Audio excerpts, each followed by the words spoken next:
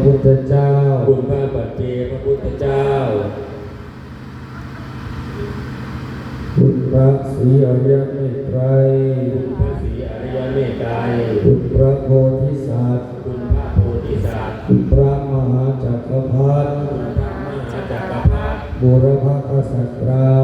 บุรพกษัตราที่ราชเจ้าทุกพระองค์ที่ราชเจ้าทุกพระองค์คุณพระธรรมคุณพระธรรมคุณพระอริยสงฆ์คุณพระอริยสงฆ์คุณพ่อแม่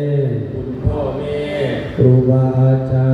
รย์ครูบาอาจารย์สิ่งศักดิ์สิทธิ์ทั้งหลายสิ่งศักดิ์สิทธิ์ทั้งหลายสรรพสัตว์น้อยใหญ่ทั้งหลายสรรพสัตว์น้อยใหญ่ทั้งหลายที่ข้าพเจ้า